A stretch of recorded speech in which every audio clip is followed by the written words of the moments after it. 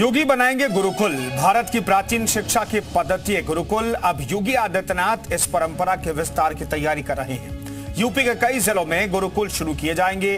गुरुकुल में वैदिक शिक्षा के साथ साथ आधुनिक शिक्षा का समागम होगा। कैसा होगा योगी का गुरुकुल और भारत को विश्व गुरु बनाने में ये कैसे बड़ी भूमिका निभा सकता है, देखिए योगी के गुरुकुल पर ये स्पेशल रिपोर्ट।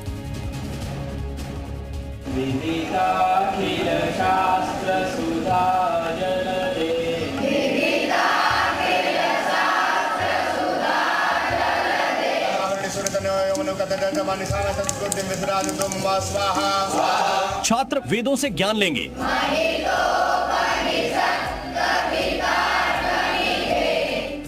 छात्र वैदिक मंत्रों का पाठ पढ़ेंगे,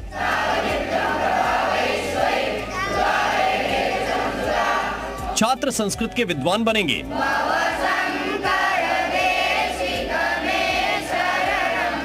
जल्द ही यूपी के हर जिले में आपको गुरुकुल परंपरा वाले स्कूल दिखेंगे।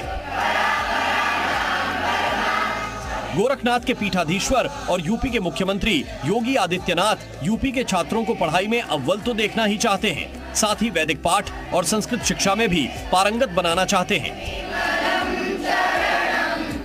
अपने इसी मकसद को पूरा करने के लिए योगी आदित्यनाथ पूरे प्रदेश में गुरुकुल शुरू करना चाहते हैं।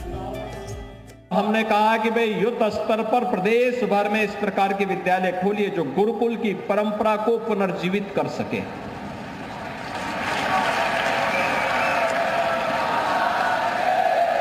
क्योंकि ये परंपरा ही हमारी वास्तविक ताकत है। इस परंपरा ने ही भारत को विश्व गुरु के रूप में स्थापित किया। योगी ने ऐलान कर दिया है कि वो भारत को विश्व गुरु के रूप में देखना चाहते हैं और भारतीय वैदिक परंपरा के बिना ये मुमकिन नहीं। और वैदिक परंपरा को आगे बढ़ाने का सबसे बड़ा केंद्र है गुरुकुल, जहां आज भी धर्म, संस्कृति और वेद पुराणों की शिक्षा दी जाती है। इस परंपरा के कारण ही विपरीत परिस्थितियों में भी भारतीय संस्कृति, हमारी सनातन संस्कृति तमाम झंझावतों का मुकाबला करते हुए भी आज जीवित बनी हुई है, सुरक्षित है। ये गुरुकुल परंपरा आखिर है क्या और इसमें कैसे पढ़ाई होती है? आज जिन स्कूलों में बच्चे पढ़ते हैं वो अंग्रेजों का मॉडल है। गुरुकुल परंपरा भारत की प्राचीन शिक्षा का मॉडल है। आज जो एजुकेशन सिस्टम है 17वीं सदी में अंग्रेजों के भारत में आने के बाद आया है। उससे पहले भारत में शिक्षा व्यवस्था के लिए गुरुकुल ही हुआ करते थे। गुरुकुल में गणित, विज्ञान, संस्कृत, अर्थशास्त्र, इतिहास और खगोल शास्त्र जैसे विषय पढ़ाए जाते थे। इसके अलावा वेद और वैदिक कर्मकांड की शिक्षा भी दी जाती थी। गुरुकुल ऋषि मुनियों के आश्रम हुआ करते थे। छात्र अपने गुरुओं के साथ ही इन आश्रमों में रहते थे। गुरुकुल में ज्ञान के साथ ही शिष्य अपने गुरुओं के साथ पूरी दिनचर्या का हिस्सा बनते थे। सूर्योदय के समय सूर्य की ओर मुंह करके वंदना करने से शरीर स्वस्थ होता है, मन में प्रकाश आता है। रामायण में श्री राम और उनके तीनों भाई के गुरुकुल जाने का प्रमाण मिलता है। इतना ही नहीं, महाभारत में भी पांडवों और कौरवों के गुरुकुल जाने का जिक्र है।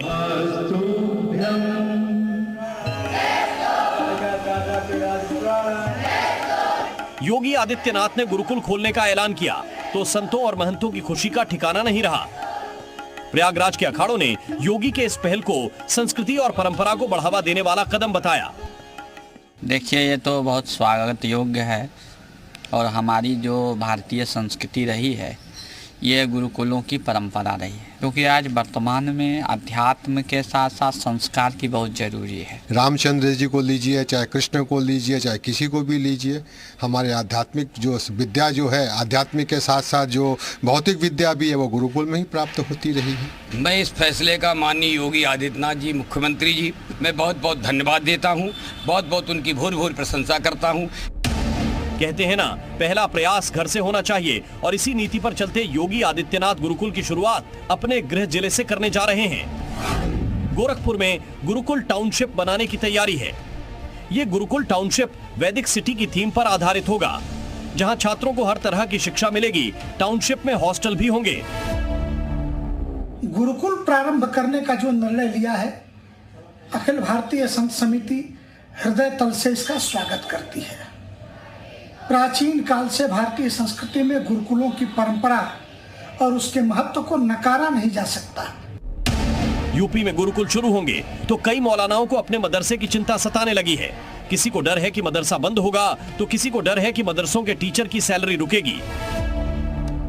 योगी जी से मैं अपील करता हूं, गुजारिश करता हूं आपके चैनल माध्यम से, जो मदरसों में स्कॉलरशिप बच्चों की रुकी पड़ी है, लोगों को टीचरों को फीस नहीं मिल रही हो, उस पर भी काम करें। यूपी के काशी और प्रयागराज समेत गिनती के जिलों में अभी भी कुछ गुरुकुल चलते हैं, लेकिन उन गुरुकुलों में सिर्फ वैदिक पाठ सिखाया जाता है। लेकिन योगी की इच्छा प्राचीन को वर्तमान से जोड़ने की है और जो नया गुरुकुल खुलेगा उसमें वेद के साथ विज्ञान भी सिखाया जाएगा। ब्यूरो रिपोर्ट, जी मीडिया।